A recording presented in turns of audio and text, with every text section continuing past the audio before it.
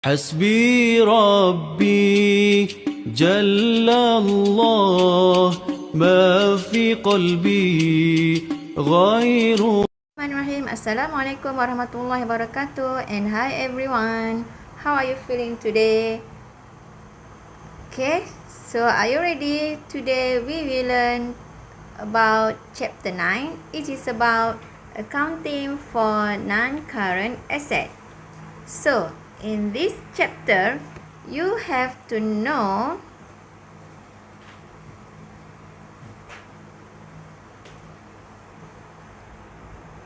about non-current asset. You have to know the definition and the example.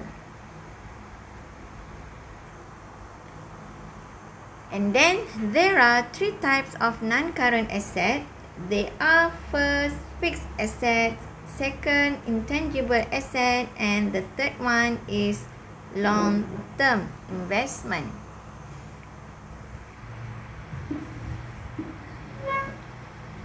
The type of non-current asset also you have to know the definition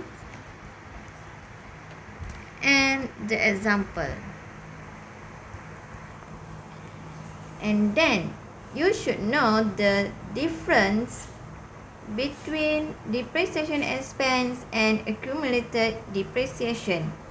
After that, we will learn about disposal of fixed asset. There are three. First, discard. Second, we sell. And last one, we can exchange or trade in. So, refer your notes and get the information. After that, you have to fill in the blank. Okay, under non-current asset, we have three events. There are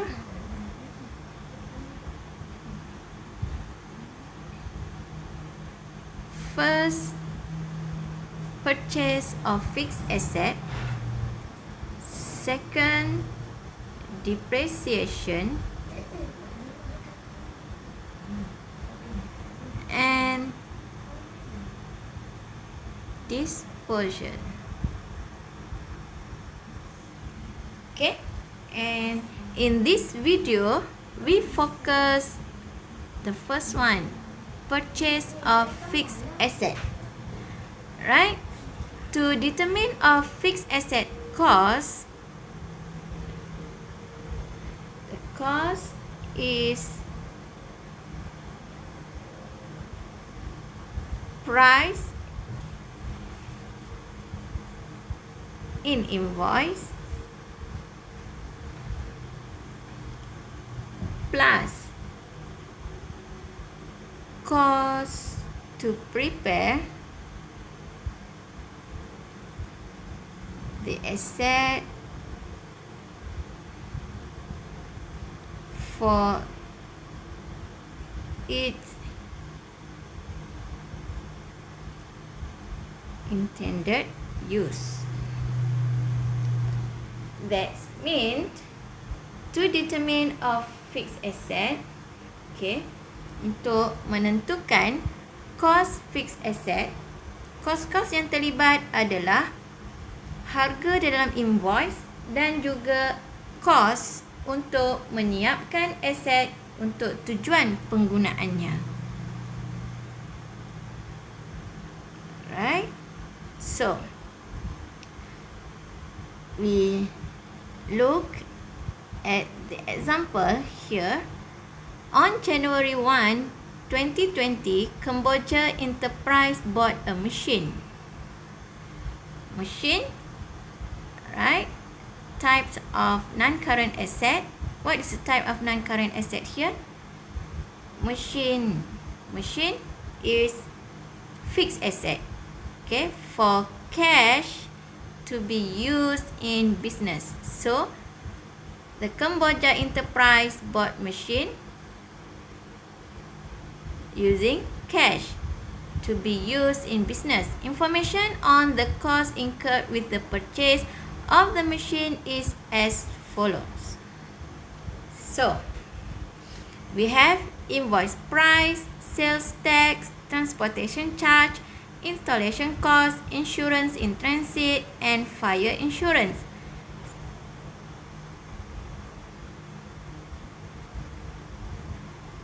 Okay.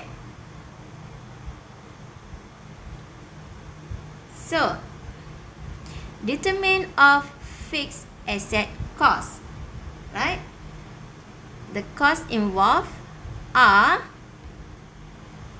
first, invoice price, alright, invoice price, sales tax, transportation charge, installation cost, and insurance in transit. This is the fixed assets cost.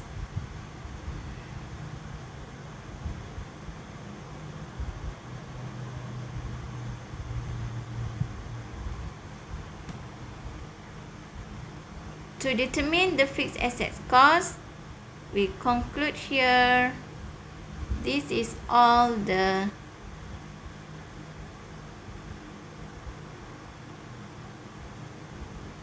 capital expenditure.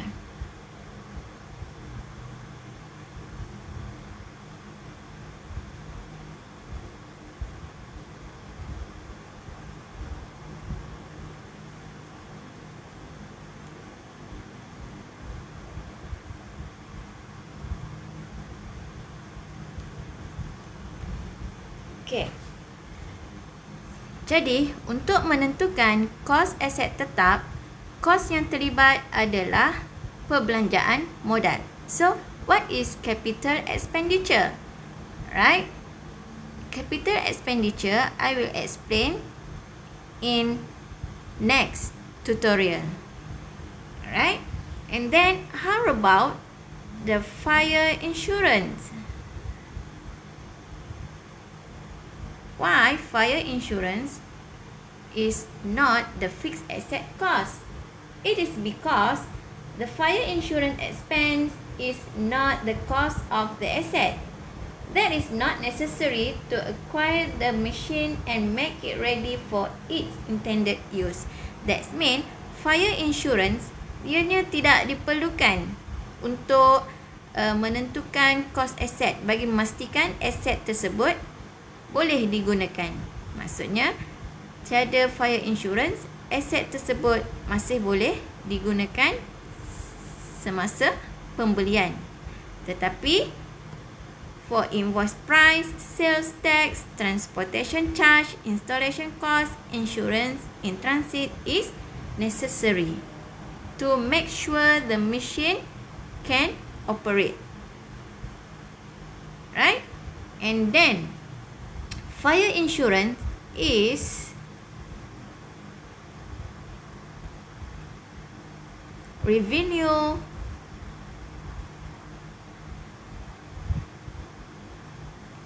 expenditure.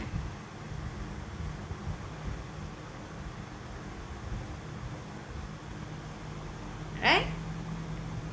Revenue expenditure adalah perbelanjaan hasil. So, kita ada dua. Satu perbelanjaan modal dan satu perbelanjaan hasil. Untuk menentukan kos aset tetap, ianya adalah perbelanjaan modal, manakala perbelanjaan hasil dia tidak terlibat dalam menentukan kos aset tetap tersebut. Selain itu, perbelanjaan yang terlibat mestilah hanya perbelanjaan yang terlibat sekali sahaja semasa pembelian, manakala perbelanjaan yang berulang seperti fire insurance ianya tidak dilibatkan. So, how much the fixed asset cost here? 8,000 plus 100 plus 300 plus 200 and plus 100. So the total of the fixed asset is 8,700. Okay? So, how to record the journal entry? To record the journal entry, first, the date, when 2020 January 1st, right? Debit and credit. Okay, first record the total 8,700. We will debit the asset, debit machine, credit cash, buy cash. So we credit cash. How much? 8,700 ringgit. And then that's all?